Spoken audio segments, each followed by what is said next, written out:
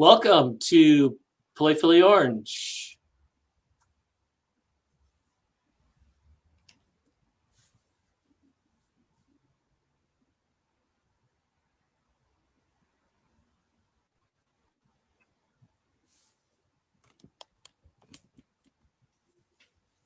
Well, here we are, Playfully Orange. Welcome. I have my guest today, Chuck Dent, who is the president for the past 15 years of the Playwrights Roundtable. Welcome, Chuck. Thank you. Glad to be here. So the Playwrights Roundtable is all about playwriting, new plays, and putting them on the stage. How did you, who came from West Virginia, develop an interest in theater and into playwriting? Wow, boy, that's a greatly involved story. But when you grew up, did you were there plays in the neighborhood? Did you Well, I mean, see you did stuff theater? at school. Yeah, there was community theater and stuff, and you had church plays, which is a big thing, which were really interesting. But for me, basically, I got started in school, and I believe it was seventh grade. I got involved in a production of Tom Sawyer, where I played Injun Joe, and finally found something that I was like, hey, this is really cool, and I really like it, and I was good at it. Your results may vary, but people thought I was good at it, so I was like, okay, I'll keep doing this. It's pretty good. So I got heavily involved with that. Prior to being an actor, my first creative love was writing, like science fiction stuff like that. And once I got into college, where I went to Marshall in Huntington, West Virginia, go Herd, we had a playwriting class in my junior year. And that seemed to be a natural progression and a natural marriage of my two creative drives. And that's how I got involved with that. So fast forward many, many years. And I've been here since the mid 90s, and around 2000, I auditioned at the unified auditions that we used to have downtown, and Playwrights Roundtable requested my headshot and resume, and I did a show with them back in 2000. So that's how I got involved with them. So when you were getting out of college, were you thinking, I'm going to be a playwright, or I'm going to be an actor, or Actor. I'm going to run a company that develops playwrights? No, that was not on the agenda to start with. No, I traveled quite a bit over the years, all around the country doing theater, like a lot of us actor types do. A lot of stuff through SETC. I've worked in Wisconsin, Ohio, North Carolina, Georgia, Texas, all sorts of places, and West Virginia. And then also here in Florida a couple of times. And the second time is when I ended up in Central Florida. And then discovered that we don't really have winter down here. And I was like, okay, sold. I'm staying here. All right. Well, on the acting realm, then, what's been a favorite acting experience you've had? Oh gosh, there's been a lot. The best thing about it was the travel, actually. And don't get me wrong. I mean, I love the acting stuff and the roles and everything, but getting to see so much of the country was great. The variety of experiences you can have in this country is amazing. My favorite roles have actually been, since I came here to Central Florida, I'd say my favorite role would have been as the narrator in Shakespeare's Ghostbusters 4 years ago at the Fringe, which, if people remember, that was a pretty sizable hit that year. And I've been working with that company now for 4 years. It's a lot of fun to do it. We have a great time, but we also, really do our due diligence to put on a good show. So that's been a favorite. There's nothing else that really jumps up right immediately, but yeah, just I've enjoyed all of them. I mean, just the experience and the privilege of being getting paid to act. That was pretty great. Yeah. And how about the playwriting deal? You've been writing plays?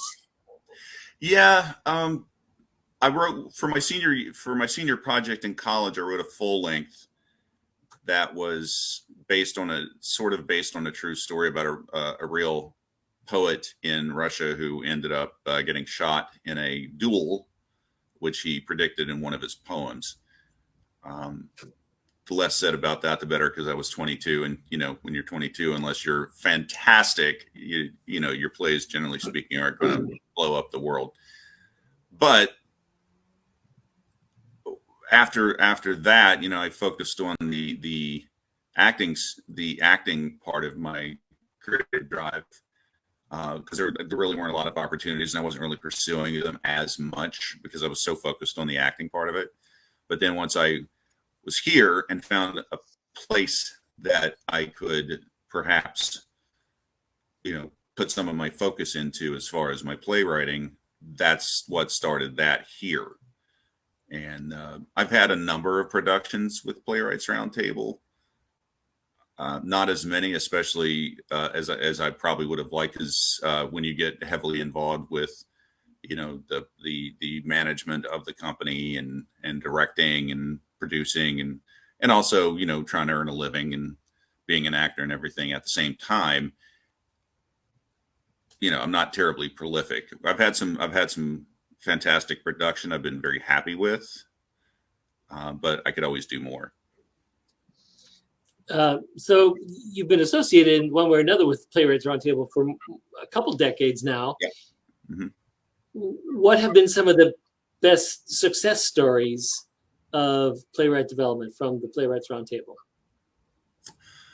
Well, the one thing that's really interesting about this, a lot of people think that I've always been there, and I haven't. It was actually this is the 25th year that Playwrights Roundtable has been around. It was created in 1997 by the four founders, as I call them, which was David McElroy, Marilyn McGinnis, and Alice and Mark Manette. And they're all still active in various ways in the profession. They started that. I came along around 3 or 4 years later. Some of the great, the reason I mention that is the baseline for Playwrights Roundtable has always been a workshop that they do, where people bring in their plays and, we read them out loud. And then we kick around, like, hey, what worked, maybe what maybe didn't work for us and which could work better, stuff like that. And that's kind of been like the baseline for everything Playwrights Roundtable has ever done. So the reason I mention that is a lot of the plays that we have produced, not all of them, but many of the plays that we have ended up producing came through and were developed in that workshop. So most of the time we do 10-minute plays because it's a lot easier to put on 10-minute new plays than full lengths. That can be, there's challenges there. But many of them, especially the ones that we've produced, have been workshopped through there. The biggest success story that I would say was probably William Newkirk's play Miss, which came out in 2017. It was about the thalidomide stuff back in the early 60s with Dr. Francis Kelsey. And it was a fantastic production. William workshopped it over the course of about a year and a half through us.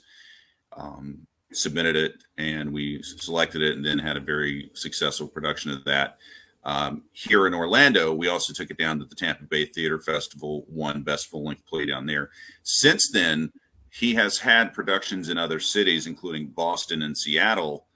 And Seattle was significant because they had heard about the play, and they weren't doing it as like, hey, we want to help you develop this play. And like the one in Boston, this was like, no, we want this to be part of our season, which is, as a playwright, that's what you want. You want somebody to be like, yeah, we want to put you in our season. And that's, and really focus on that. So that was a big success.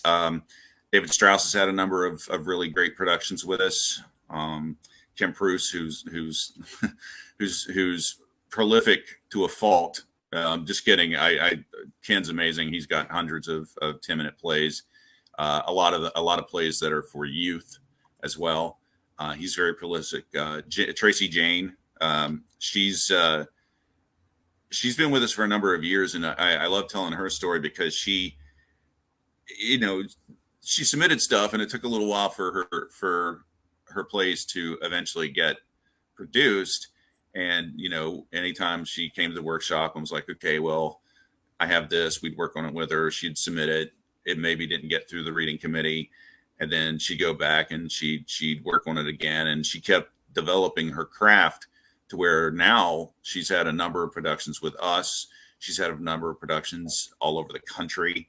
That's great. So I really love that. That's what I want. I mean, when it comes at the end of the day, we're basically here to help our playwrights, whoever comes to us, develop their craft, develop their plays, and get better.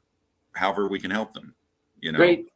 And it's great to hear that you helped some people develop into playwrights that are getting produced elsewhere around the country. So, Chuck, it's been great talking to you, and keep up your work with the Playwrights Roundtable. Thanks for having that creative, nurturing place here in Central Florida. We appreciate it. All right. And thank you all for watching this issue of Playfully Orange with Chuck Dent from Playwrights Roundtable. Every Thursday we do this at 1 o'clock. It gets posted live. I also do Tuesdays at 1 o'clock, a diverse orange talking with someone about diversity. Have a great weekend.